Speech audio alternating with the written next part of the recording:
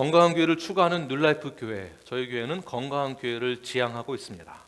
이 말은 뉴라이프 교회가 건강하다, 완전히 건강하다라고 말하는 뜻이 아니라 건강해져야만 한다라는 것을 뜻하고 있는 것입니다.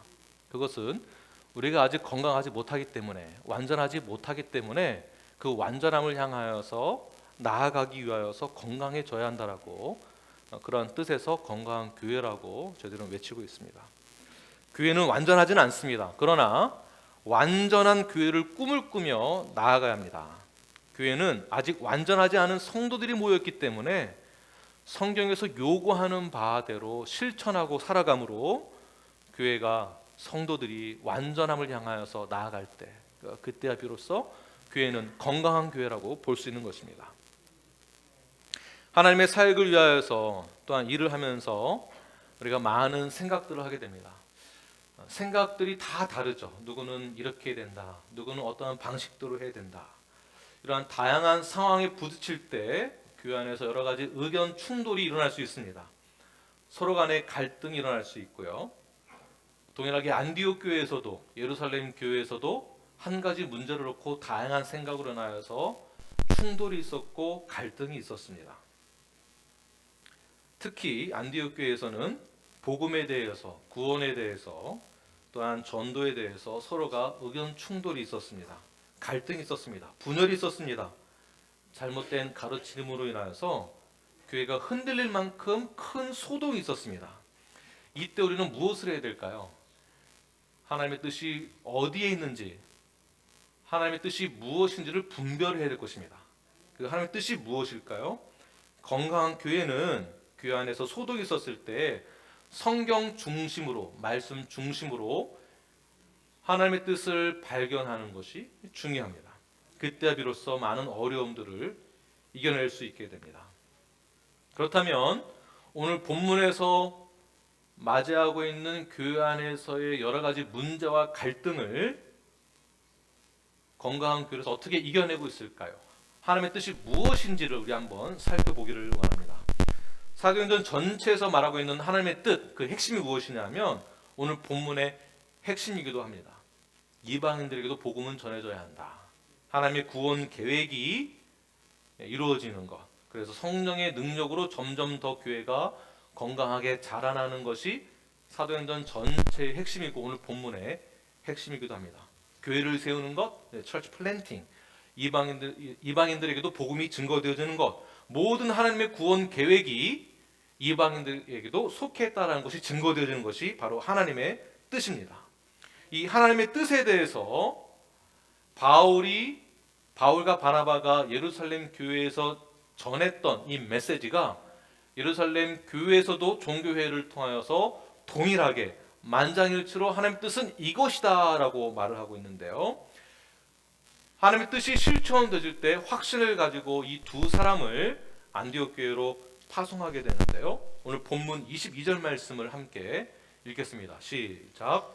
예, 사도와 장로와 온 교회가 그 중에서 사람들을 택하여 바울과 바나바와 함께 안디옥으로 보내기를 결정하니 곧 형제 중에 인도자인 바사바라 하는 유다와 실라더라. 두 사람이 하나님의 뜻에 의하여서 사도와 장로와 또 무엇이죠? 온 교회. 자, 보십시오. 사도와 장로 그리고 온 교회가 사람을 택했습니다. 누굴 택했습니까? 유다와 실라 두 사람을 택한 것이 하나님의 뜻이다라는 것이에요. 이 두 사람은 어떠한 사람인가? 형제 중에서 인도자, 리더입니다. 리더. 예루살렘 교회의 핵심 리더이고요. 사도와 장로 온 교회가 만장일치로 이 두 사람을 안디옥 교회로 보내기 위하여서 결정하였습니다. 만장일치로.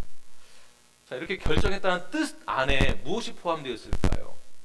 안디옥 교회 이방인들로 세워진 교회에 복음을 전하는 것이, 이방인들로 세워지는 교회가 인정된다라는 뜻이 포함되는 것이겠죠. 또한 이 두 사람이 파송되어졌다라는 뜻은, 또 다른 뜻은 이 두 사람에게 편지를 보내주게 되는데, 편지만 보내는 것이 아니라 이 편지를 쓰게 된 원인, 이유와 설명들을 다시 한번 그 교회에 가서 안디옥에 가서 다시 잘 설명할 수 있게끔 책임을 다할 사람으로 인정했다는 뜻입니다. 다시 말해서 하나님이 사람을 세웠을 때에 교회 분쟁 가운데에 사람을 세우고 일처를 하기 위해서 행하는 하나님의 뜻은 무엇이냐면 확실히 책임질 사람을 세웠다라는 것이에요. 그냥 두 사람만 정해서 보낸 것이 아니라, 편지만 보낸 것이 아니라 책임질 사람을 선택했다는 것입니다. 책임질 사람.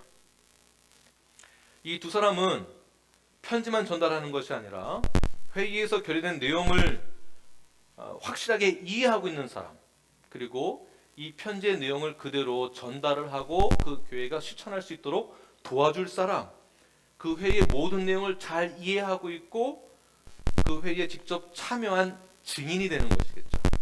25절의 내용을 보게 되어도 처음에 사람을 택하여, 누가 택했습니까?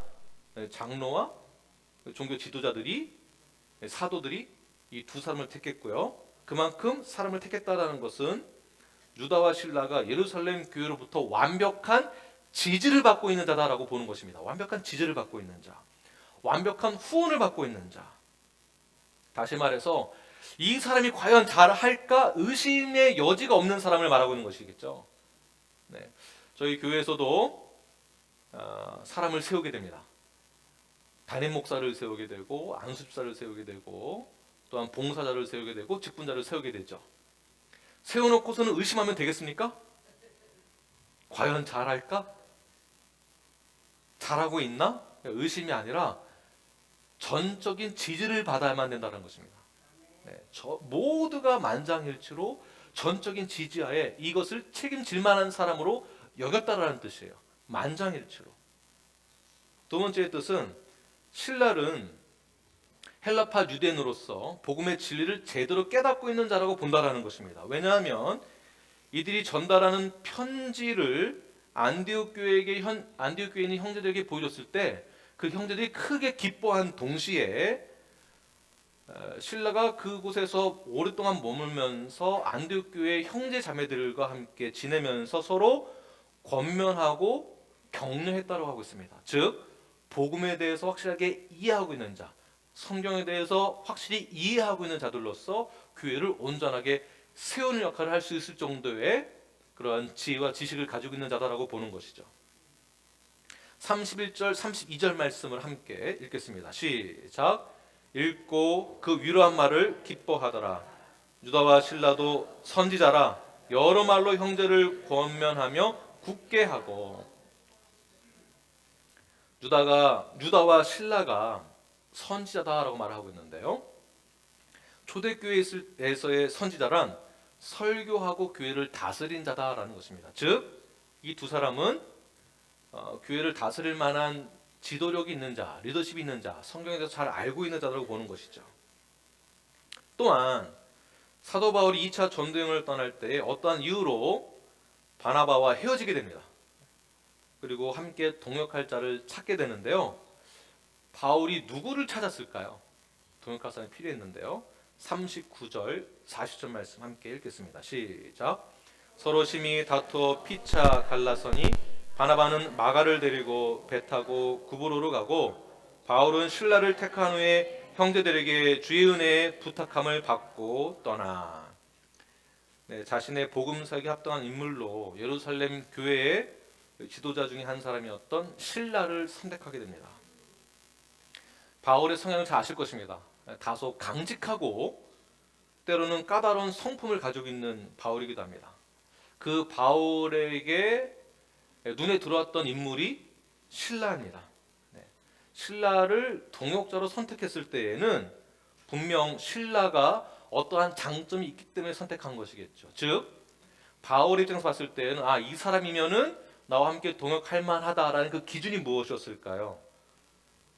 신라 정도 되면 나와 함께 선교를 할 수 있는 그러한 자질을 가진 자다.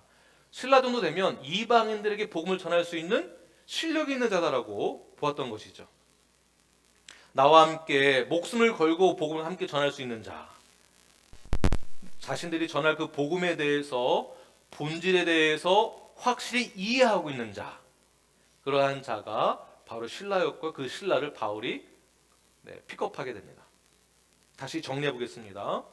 오늘 본문에서 말하고 있는 교회에 분란이 있었을 때에 이 문제를 해결하기 위하여서 사람이 선택되어지는데, 선택되어지는 그 하나님의 뜻, 이 분란을 잠재울 수 있는 하나님의 뜻은 사람을 세우는 것이었습니다.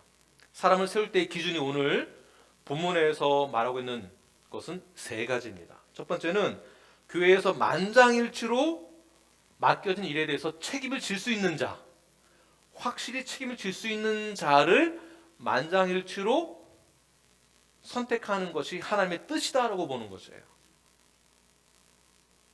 네, 그래서 여러분들의 멤버십을 가진 자들로서 투표권을 가지고 사람을 선택하는 데 있어서 굉장히 중요한 역할을 하고 있는 것입니다. 네, 그러니까 내가 좋아하는 사람만 선택하는 것이 아니라 만장일치로 다 함께 교회 사역을 감당할 수 있도록 이 사역을 확실하게 책임질 수 있는 사람을 선택하는 것, 그것이 우리가 가진 의무와 책임 중에 하나입니다. 그래서 여러분들의 그러한 결정 권한이 굉장히 중요한 역할을 하고 있는 것이죠. 두 번째는 복음에 대해서 잘 이해하고 있는 자입니다. 책임감도 강하고, 그리고 의무와 책임에 대해서 이해를 하고 있지만, 만약 복음에 대해서 이해를 하고 있지 못하다고 한다면, 구원의 확신이 없다고 한다면 무슨 소용이 있겠습니까? 교회를 위해서 사역을 하는 것이 아니라 그냥 단순히 성격이 책임감만 강한 사람인 거예요. 그러한 사람을 우리가 선택할 수는 없다라는 것입니다. 세 번째는 복음 전도에 대한 열정이 가득한 은사가 있는 자를 선택해야 한다는 것입니다. 사도 바울이 신라를 택했을 때에도 신라가 그리하였습니다. 그러니까 은사가 있는 자, 열정이 있는 자. 우리 리서치 커미티를 우리가 세우기로 하였습니다. 후보 7분이 선정되셨는데 7분 중에 4분이 고사를 하셨고요. 한 분은 2달간 한국으로 또 휴식을 취하러 가셔야 됩니다. 네, 그러면은 물론 이제 휴가를 갔어도 간 곳에서 같이 또 참여할 수도 있겠지만 온라인으로 제가 여러분들에게 이렇게 권면해드리고 싶은 것은 최선을 다해서 함께 섬겨주신 분들 함께 고사하는 게 먼저가 아니라 함께 섬겨주는 것. 그랬을 때 교회가 서로 투표도 하긴 해야 되지만 서로가 참여하는 데 의의가 있고 관심이 있구나라고 보여지는 것이겠죠. 그 광고 때 말씀드리려고 했는데 지금 말씀드리기 좀 좋을 것 같습니다. 그래서 제 생각으로는 벌써 7분 중에 4분이 고사하셨고 3분 중에서는 또 한 분이 또 휴가를 2달 동안 가시기 때문에 우리 리서치 커미티를 만드는 것도 중요하지만 제일 먼저 이러한 우리 교회의 드림 프로젝트에 대해서 관심 있으신 분들은 모두 다 참여하면 어떨까라는 저희 개인적인 생각이 있습니다. 만약 여러분들이 저의 그런 생각에 동의하신다면 나중에 저에게 좀 말씀해 주시면은 제가 5월 말일 마지막 대주에 예배 마친 후에 우리 드림 프로젝트에 대해서 프레젠테이션을 하고 함께 기도하는 시간을 갖도록 하겠습니다. 저희들이 참여하여서 함께 우리 교회에 대해서 사역을 위해서 함께 기도하고 함께 꿈을 꾸고 하는 그런 시간들을 우리 모두가 함께 다 가지면 좋겠습니다. 또한 봉사를 할 때에도 봉사 또는 각 사역을 담당할 때에도 저희들은 확실하게 책임을 질 수 있는 자, 그리고 복음에 대한 이해를 하고 있는 자, 열정과 은사를 가지고 있는 자가 그 사역을 담당해야 하고요. 그 사역에 대해서 우리가 믿고 맡겼을 때에는 끝까지 지지해 주는 것입니다. 의심하는 것이 아니라 예루살렘 교회에서 이 2사람을 파송해서 안디옥교를 보냈을 때에는 이러한 3가지의 의미를 담고 이 2사람을 파송했다라고 볼 수 있습니다. 그러므로 우리가 담당자를 세워놓고서는 우리가 와치는 할 수 있겠지만 의심하는 것은 옳지 못한 것입니다. 전적인 지지를 해주시는 저 여러분이 되기를 바랍니다. 저는 눌라이프 모든 멤버들이 서로가 서로를 신뢰하고 지지해주는 그런 좋은 관계가 되기를 바랍니다. 복음 사역에 열정이 있고 맡은 일에 대해서 확실히 책임질 수 있는 자, 구원에 확신이 있는 자, 복음에 대한 이해가 확실한 자를 온전히 세워주시고 지지해주시는 저와 여러분, 그리고 건강한 뉴라이프 교회가 되기를 간절히 축원합니다. 자, 이러한 부분이 우리가 사람을 세워놓고 지지해주는 것이, 이러한 부분이 왜 교회에서 중요한 것일까요? 왜냐하면 교회 자체가 어떠한 것을 결정하는 것에 있어서 하나님의 뜻을 세울 수 있는 중요한 공동체이기 때문에 그렇습니다. 하나님의 뜻을 세운다는 공동체는 교회밖에 없습니다. 그러므로 교회가 어떤 결정을 내릴 때에는 성경적인 올바른 결정을 내리는 것이 굉장히 중요합니다. 그것이 하나님의 뜻을 대변하기 때문에 그렇습니다. 그래서 교회로부터 사역을 맡은 자들은 끝까지 책임을 다해야만 하는 것입니다. 그러나 건강하지 못한 교회들의 특징을 보게 되면 말씀 중심, 성경 중심의 결정을 내리지 못할 때가 상당히 많이 있습니다. 왜 그럴까요? 하나님의 뜻을 성경에서 찾지 못했기 때문에 그렇습니다. 내 생각, 내 주관, 내 입장에서 결정을 내리기 때문에 비성경적인 결정을 내릴 때가 있다는 것이죠. 그래서 엉뚱한 결론을 맺거나 또는 엉뚱한 결론으로 인하여서 교회가 분열로 끝을 보게 됩니다. 교회의 역할은 모든 구성원들이 하나님의 뜻을 확실히 깨닫게 해야 하는 책임이 있습니다. 그러니까 우리 모두는 서로가 서로에게 하나님의 뜻이 무엇인지를 깨닫게 하도록 서로를 위하여서 기도하고 격려하며 필요하다면 권면 또는 권징이 필요한 것입니다. 그런데 반대로 하나님의 뜻을 깨닫지 못한다라는 것은 교회가 또는 성도가 그 역할을 다하고 있지 못하다라는 것이 되는 것이겠죠. 쉽게 말해서 점점 말씀 중심으로 가지 않는다면, 점점 성경적 중심으로 결론을 맺지 못하고 인간 중심으로 결정하게 된다면 말씀이 희귀해져가는 현상을 우리가 겪게 되는 것입니다. 사무엘상 3장 1절 말씀을 함께 읽겠습니다. 시작. 아이 사무엘이 엘리 앞에서 여호와를 섬길 때에는 여호와의 말씀이 희귀하여 이상이 흔히 보이지 않았더라. 네, 여호와의 말씀이 희귀하여서 무엇이 보이지 않았다고요? 이상이 흔히 보이지 않았다. 자, 이 뜻이 무엇이냐면 여호와의 백성이다, 이스라엘 백성이다라는 것은 하나님의 말씀, 계시를 받은 자들입니다. 하나님이 누구신지를 다 알고 있는 자들이에요. 하나님을 경험한 자들이고 하나님이 선택한 믿음의 백성, 하나님의 백성이 되는 것입니다. 그래서 하나님은 이스라엘 백성들을 보고 My people이라고 얘기합니다. My people, 나의 백성이다, 나의 자녀도 같다라고 말하고 있는 것이겠죠. 그런데 반대로 말씀이 희귀해져가는 그 현상이 무엇이냐면 말씀대로 행하지 않다 보니까 말씀이 희귀해져서 이상이 흔히 보이지 않는다. 즉 하나님의 말씀에 대해서 무관심해졌다라는 뜻이 되는 것입니다. 무관심하다. 자, 그로 인한 죄가 무엇이냐면 말씀에 대해서 또는 하나님에 대해서 무관심하다 보니까 심각한 죄를 짓고서도 죄로 인식하지 못하는 심각한 문제를 겪게 되는 것이죠. 다시 말해서 도덕적 타락, 영적 타락, 죄로 인한 영적 타락에 이르게 되는 것입니다. 어쩌면 우리가 그런지도 모릅니다. 열심히 신앙생활을 한다고는 하는데, 직분자라고는 하는데, 목사라고는 하는데, 또는 예배는 드린다라고는 하는데, 성도라고는 하는데, 내가 하나님을 믿는다라고는 하는데, 또는 제자 훈련은 받는다고 하는데, 성경은 읽는다라고 하는데,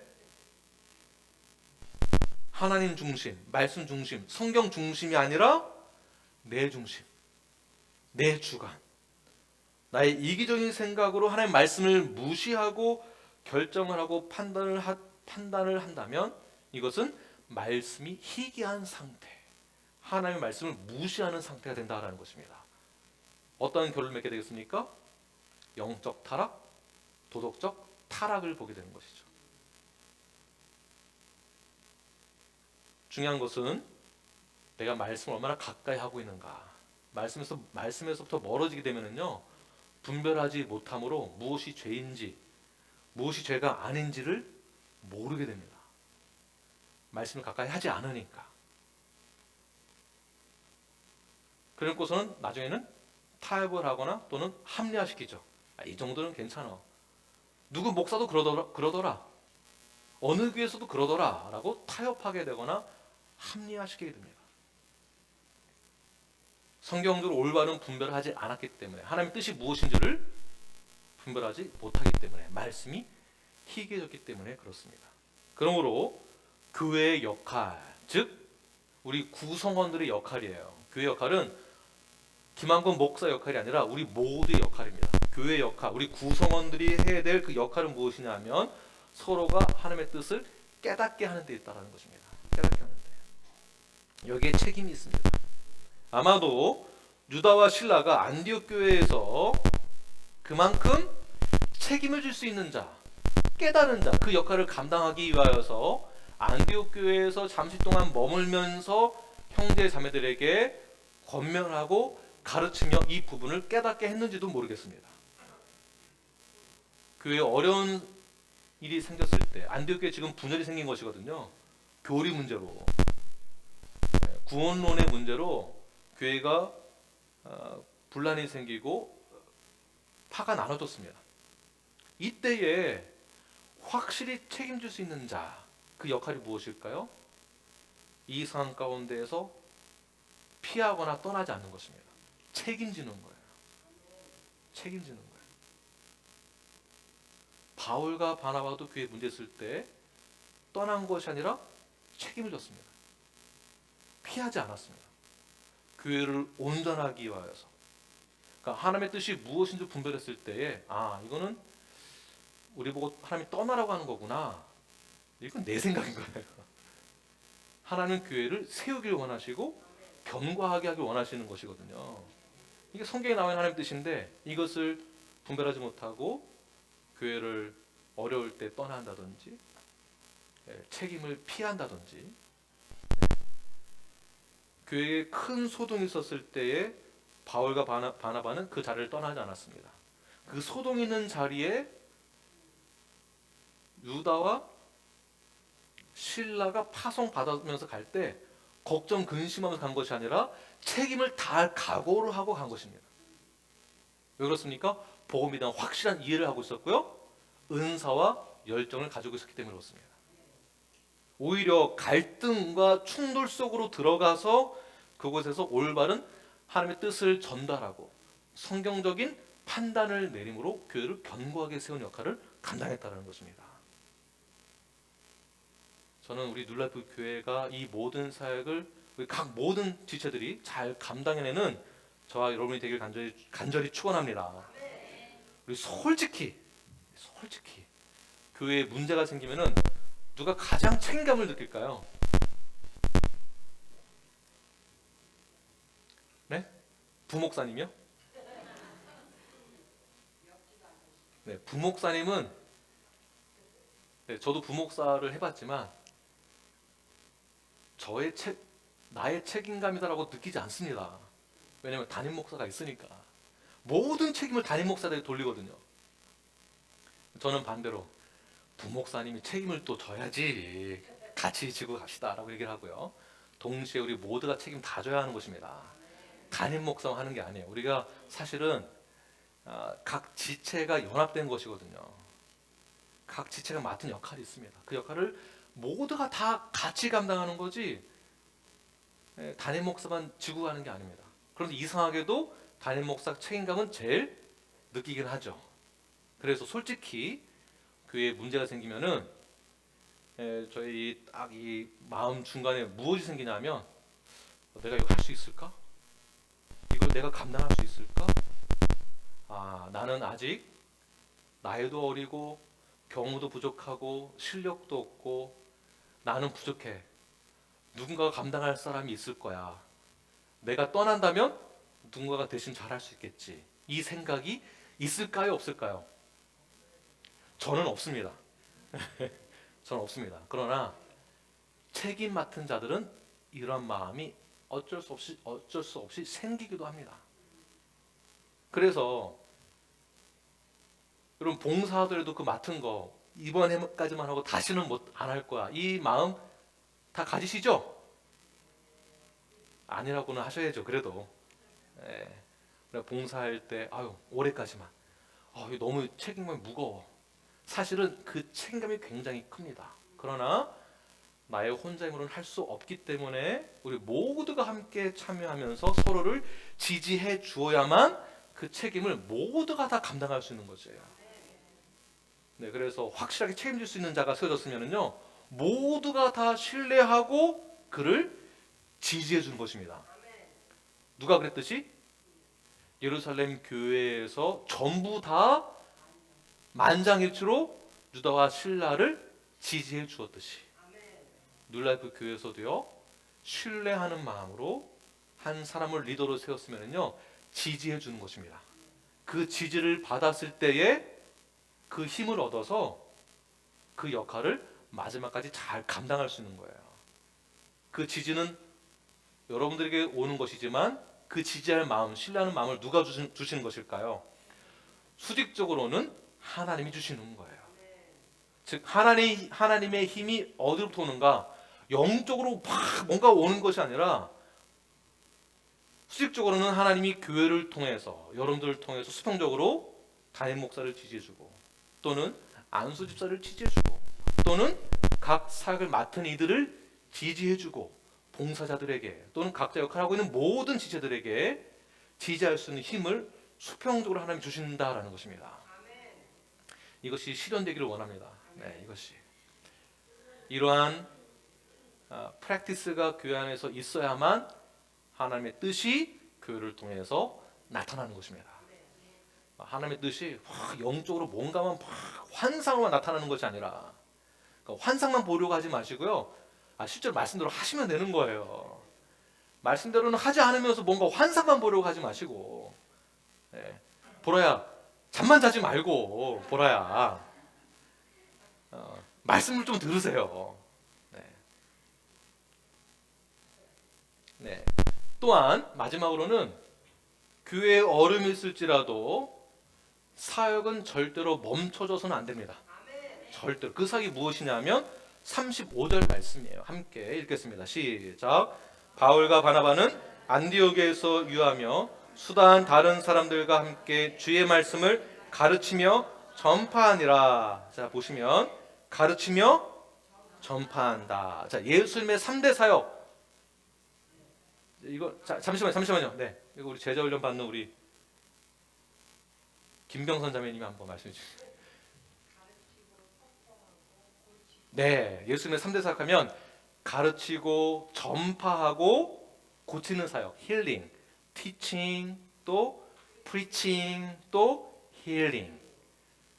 예수님의 3대 사역이 교회 안에서는 끊이지 않고 지속적으로 실행이 되어야 합니다. 지속적으로 가르치고 전파하고 고치는 사역, 힐링하는 사역. 바울과 바나바는 교회에 어려움이 있었지만 결코 이 사역을 멈추지 않았습니다. 더 나아가서 이들은 교회 안에서만 이 사역을 하는 것이 아니라 선교 여행을 다시 한번 시작하게 되는데, 그것이 바로 2차 선교 여행이 오늘 본문에서도 시작되어집니다. 36절 말씀 함께 읽겠습니다. 시작.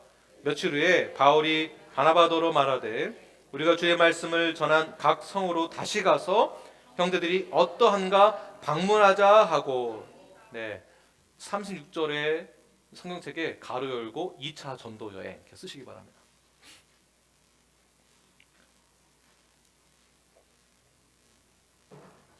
자, 2차 전도 여행. 제가 지금 전도 여행을 했지만 또 다른 말로는 2차 선교 여행. 네, 선교 여행입니다. 선교 여행. 36절 다시 본문 보시게 되면 2차 선교 여행을 떠나는데 후반절에 각 성으로 다시 가서 형제들이 뭐라고요? 성경을 보셔야죠. 형제들이 뭐라고요? 어떠한가? 방문해 보자라고요. 방문해 보자. 어떠한가? 2차 선교 여행의 목적은 다른 교회를 세우는 게 목적이 아니라 이미 세워진 교회에 방문해서 어떠한가 돌아보는 것이었습니다. 다른 말로는 이것이 목회이고 목양이에요. 그러니까 티칭, 프리칭, 힐링 있는 사역을 계속하는 것이죠. 선교의 목적은요, 교회를 얼마나 많이 세웠냐. 그래서 여러분들이 선교 여행에 대해서 정의를 다시 잘 내리셔야 됩니다. 그러니까 선교에 대한 평가를 내실 때 목사님 가서 뭐 하고 왔습니까? 침례 얼마나 줬습니까? 교회 몇 개 세웠습니까? 가서 뭐 하고 왔습니까? 이 내용을 평가하시면 안 되는 거예요. 이것만이 아니라 무엇을 잘 전하고 가르치고 잘 세우고 왔는가, 그들을 얼만큼 격려하고, 즉 목양을 하고 목회를 하고 왔는가, 요 포인트를 보셔야 되는 거예요. 침례를 얼마나 많이 줬느냐, 즉 복음을 얼마나 많이 제시해서 믿는 자가 숫자가 얼마나 많은가, 숫자로만 계산하다 보니까 교회 몇 개 세웠냐, 몇 명한테 침례 줬냐, 이 숫자로 따지거든요. 그러니까 문제가 생기죠. 이 숫자는요, 제가 몇 명에게 침례를 줬는지 여러분들은 모르시잖아요. 제가 여기 와서는 100명 줬다고 하고 가서는 한 명도 안 해놓고서는 어떻게 검증하시겠습니까? 평가를 이렇게 하시면 안 되고요. 선교 역시 목양도 포함되는 거예요. 목양도. 티칭도 포함되는 것이고요. 프리칭도 포함되는 것이에요.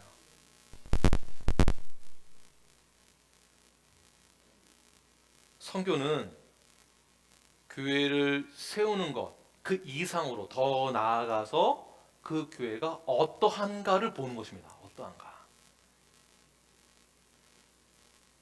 다시 말해서 성도들이 지속적으로, 그러니까 교회가 세워진 교회가 지속적으로 성경적 가르침을 받고 있느냐 아닌가, 이거를 살펴봐야 한다는 것입니다. 구원의 확신이 있는가 없는가. 제가 우리 SBC 산하 Nem 소속의 우리 SBTC 소속의 제가 교회 개척자를 훈련시키는 그러한 코치를 맡고 있는데요. 제가 검증하는 사람으로서 우리 목사님이 교회를 개척할 때에 정말 준비가 되어 있는지를 제가 이제 검사하는 것입니다. 제가 또 검증해야 되고요.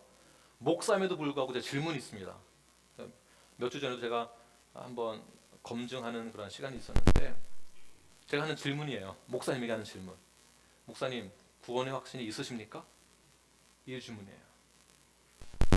목사님은 삼위일체를 어떻게 믿으시나? 한번 삼위일체 설명해 보십시오. 목사에게 하는 질문입니다.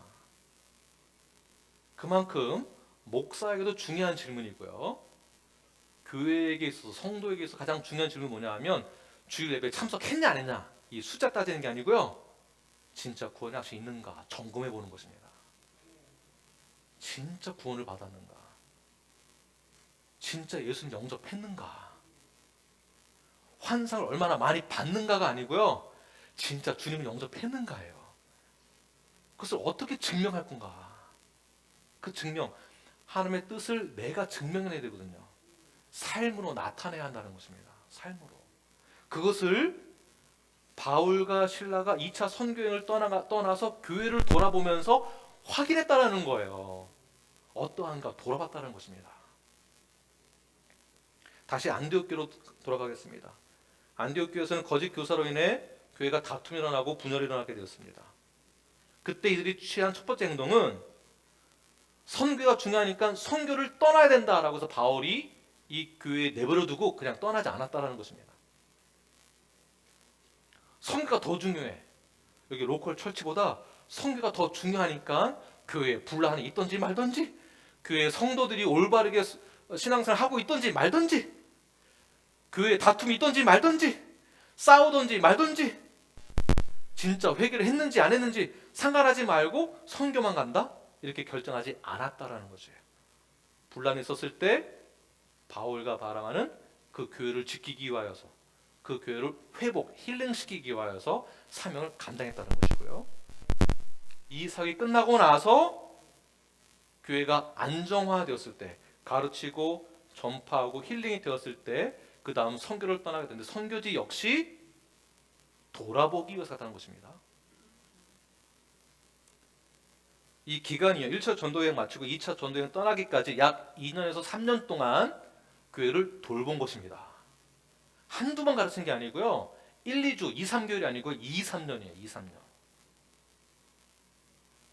그러므로 교회에서 중요한 것은요. 성도로서는 예배를 드리는 형식과 의식에만 집중하는 것이 아니라 하나님이 누구이신지를 아는 것이 더 중요하고요. 하나님이 어떠한 분이신지를 깨달아 그 하나님이 나를 구원해 주신 것에 대한 감사를 누리고 깨닫고 그 감사하는 그 마음으로 우리가 신앙생활 가운데 우리의 일상적인 삶 가운데에서 예배 삶을 사는 것이 더 중요하다는 것입니다. 굉장히 중요한 것이에요.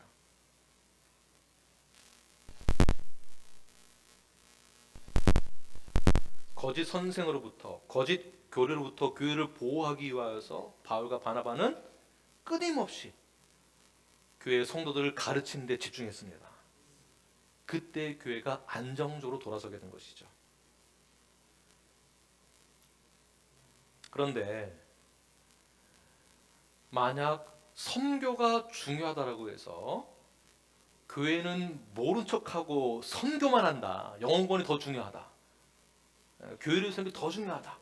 여기 이미 세워졌으니까 알아서들 해라. 선교 안 하면은 망한다. 선교 안 하면은 저주받는다. 이 말은 부분적으로 맞기도 하겠지만 그래도 전적으로 맞는 말은 아닐 것입니다. 교회는 모든 성도들이 한 마음을 갖기 위하여서 올바른 성경적 가치관으로 모든 성도들이 서로를 돌아보고요. 서로를 성경적 기준으로 격려하며 위로하며 예수 그리스도의 온전한 몸을 세우기 위하여서 서로가 서로를 사랑하는 데 있습니다.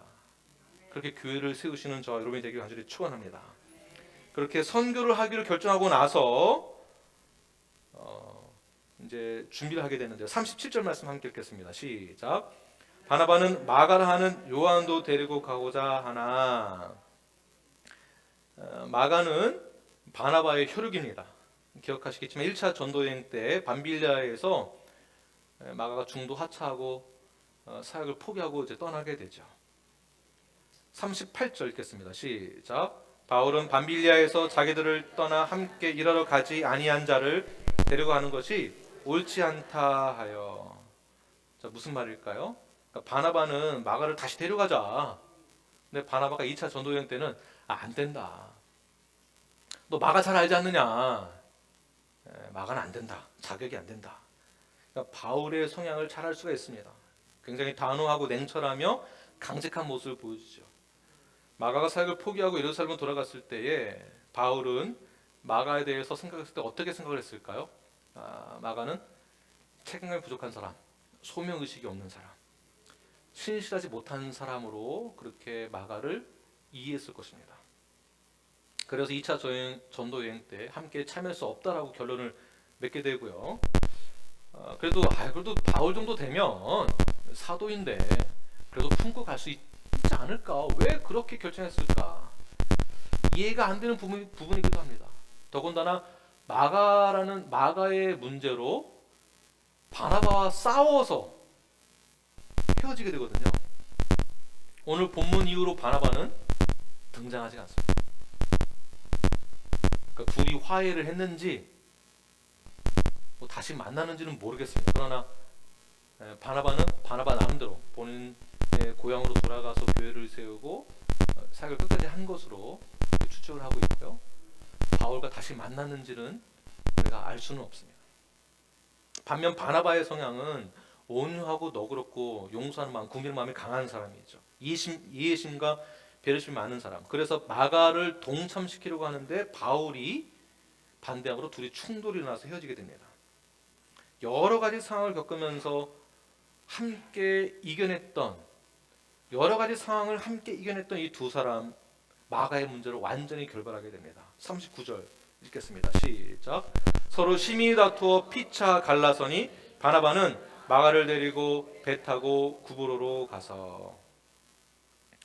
그 바나바는 자신의 고향 구브로에 가서 순교하게 되고요.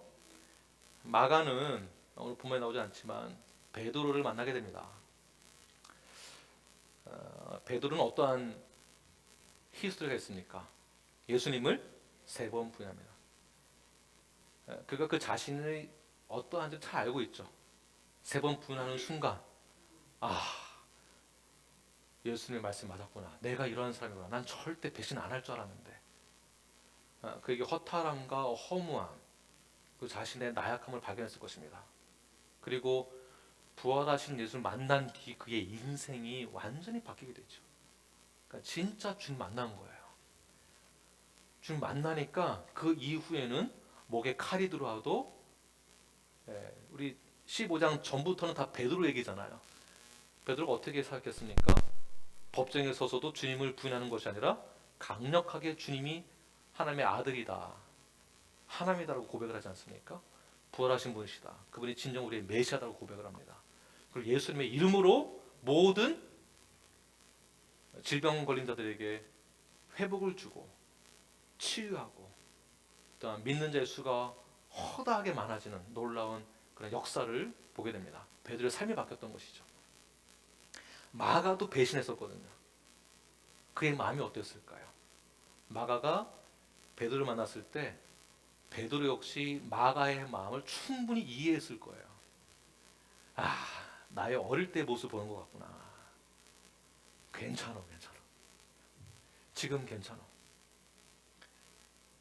우리가 책임질 만한 자, 복음에도 완전 이해한 자, 열정이 있는 자여야 되지만, 그러나 그것이 우리에게 완전하지 않다라는 것이 마가를 통하여서도 알 수 있고 베드로를 통하여서도 이해하게 됩니다. 아, 나 역시 완전한 자가 아니구나. 그러니까 하나님은 완전한 자를, 완전하지 않은 자를 들어서 완전하게 사용하시는 분이십니다. 우리가 완전하기 때문에 사용하는 것이 아니라 불완전하기 때문에 우리를 사용하셨을 때 하나님의 완전함이 드러나게 되는 것이죠. 완전한 자를 들어서 사용하면은 완전하니까 이 사람이 영광받게 되는 것입니다.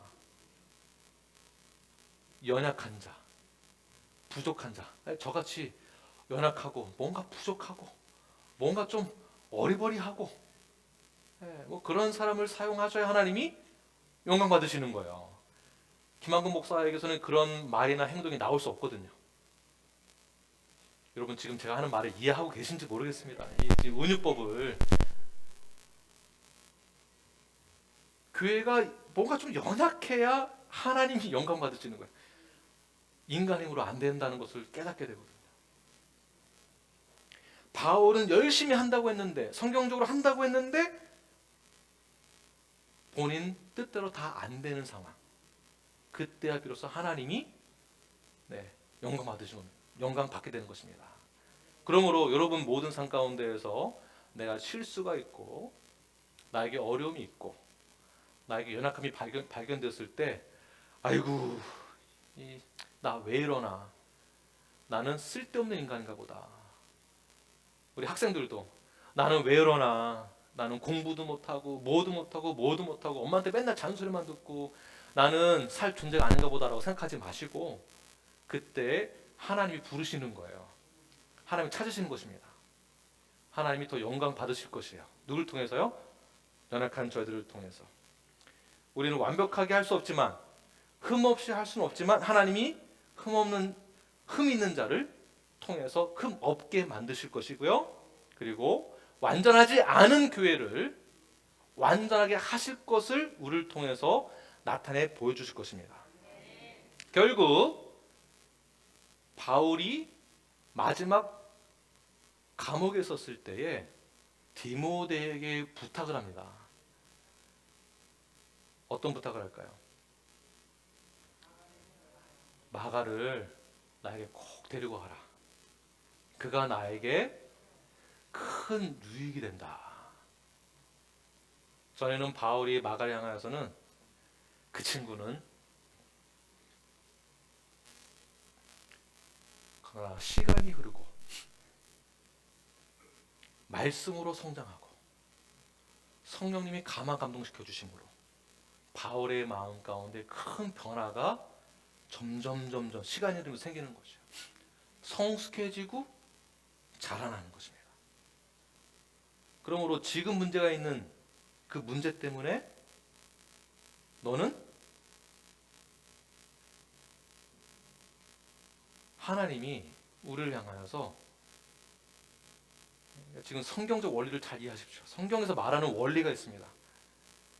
우리가 다 죄인인데 죄 없다라고 해주겠다라고 하신 거예요.